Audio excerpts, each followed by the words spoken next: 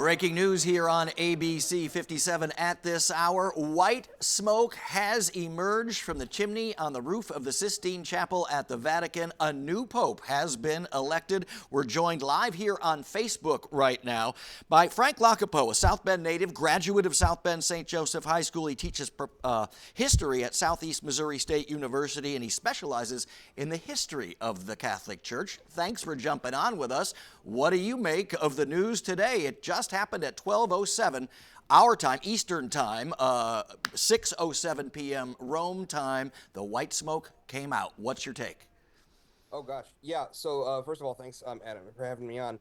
Uh, as these things often happen, it's like a surprise, but it's not at the same time. We were pretty convinced that this was going to be a quick conclave. I didn't really expect it to be this quick. This is really about a 24-hour conclave. It's the one of the shorter ones, at least as far as modern conclaves go. And this is sort of how it works, right? You wait and you wait until something finally happens, and then a lot of things happen really quickly. And I think that's what we're about to see, on this network and everywhere. Our understanding is it was on the fifth vote. Is that your understanding, that there were 5 votes taken, 4 of them failed to produce a pope, and on the fifth vote, those 133 cardinal electors must have reached that two-thirds majority, correct? Yeah, so that's my understanding too. And the way you have to think about this is like it's numerical, but it's also a little more complicated too. The first vote that they take is always like almost like a test, right? They sort of want to see where each other stand, and then basically the way that the conclaves are supposed to work is that each vote kind of gets closer to one candidate, right? The compromises kind of get made in the process of voting. And really, what this sounds like is that it was, for lack of better terms, a healthy conclave, right? It was a conclave where a decision could be made pretty quickly, and there wasn't a lot of infighting or a lot of controversy over who this next person should be. I would expect, and of course, it's really hard to tell. We probably won't ever know the exact details of all of this, but every vote probably got closer to the person we're about to meet on the balcony here. And what happens now? Obviously, we're looking at that balcony over St. Peter's Square at St. Peter's Basilica. The giant burgundy curtains are open. The new pontiff will step through there at some point, correct? How long do we think that'll take? So, the really it could be any time now. And this is why I think, if, for anyone who has the ability to do this, should stay glued to the news, right? Should stay glued to ABC right now, right? Because it could again be any time. Once the vote has been sort of approved, a couple things are going to happen. This new pope, whoever he is going to choose a new papal name, and he's going to have to get basically fitted for his papal garments. They have a lot of different garments ready for smaller people and bigger people and all and so forth. And he'll be doing all of that in a small room called the Room of Tears, which is sort of off the Sistine Chapel where the voting has been taking place. And after that, literally all he has to do is walk up to this balcony. And in the Vatican City, really, this whole complex isn't that big. If you've ever been there, so it really could be any time now. It's a set of processes that should take uh, you know time on the scale of minutes and maybe tens or 15 minutes and not hours even.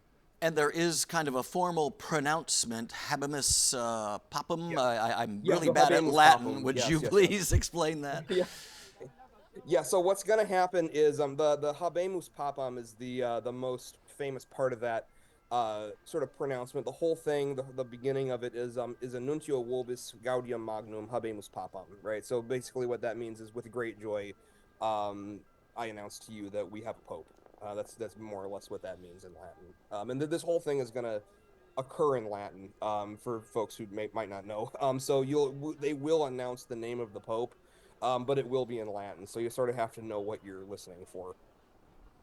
And so, what happens when that new pontiff steps onto the balcony we're looking at here? We have a live shot from Vatican City right next to us. You may not be able to see that right now. But what will that pope do? Will he say anything? Will he deliver a blessing? What happens? So, as we've seen in the past couple sort of endpoints of conclaves in the past decades here, There's a lot of regularized ceremony that goes into this. The first person we're going to hear from is not the new pope. It's going to be I believe it's a cardinal deacon. I might be mistaken there, but it's one of the higher ranking members of the conclave who will speak first and actually give that pronouncement. That person will announce first of all the name of the actual person who's been elected in Latin, and then the name of the papal name that that person has chosen. After that, a couple more things will happen, and then we'll actually hear from the new pope. Um, Benedict, for example, was a little more formal with how he went with that. The first words we heard from Francis Bergoglio when he was elected in the last conclave was "Buonasera," right? He just said, good evening to everybody, and he asked the other people in the audience, right, the people in the square, the tens of thousands of people in the square, rather to bless him first and to pray for him first. So. A lot of the things that the new pope is going to do are going to sort of signal to us and to the whole world what his papacy is going to be like. His values are going to come through Right from the beginning, because Pope Francis was known for his humility and his care for others and the downtrodden and the less fortunate. So he always asked people to pray for him, didn't he? Yeah, he did. He did. And in fact, that was really his first official act as Pope.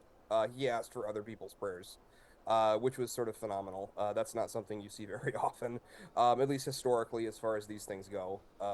Historically, these are more about, just sort of introducing a new Pope to the populace, and it's more of a one-way street, if that makes sense. Francis actually elevated 108 of those 133 cardinal electors, as I understand it. What does that say to you about the direction the next pontiff may take? Is it going to be a liberal reformer like Francis, or do you think there will be a move back toward a more conservative pontiff? Yeah, so this is something that at least I've been saying to folks over and over again. You've probably been hearing this from other people too. We don't know yet. We don't know who the next person is yet. It would seem to be reasonable that the next person is going to be like a Francis 2.0 because of all of those people who Francis has named to the Curia. But it's also important to note that Francis actually named a lot of people who, if not necessarily theologically, at least socially and politically, he didn't agree with all the time. He actually named a lot of cardinals in Africa, for example, who are quite a bit more conservative than him. But he still was impressed by their pastoral, chops and things like that. So Francis appointees don't necessarily equate to, a new Francis, if that makes sense. Yeah, no, that was exactly the question. Thank you. Frank Lacopo, professor at Southeast Missouri State University, South Bend native, thank you for joining us for a little bit of insight. We'd like to have you back on ABC 57 News at 5 to dig into more of this, and by then we should know the name of that new pope.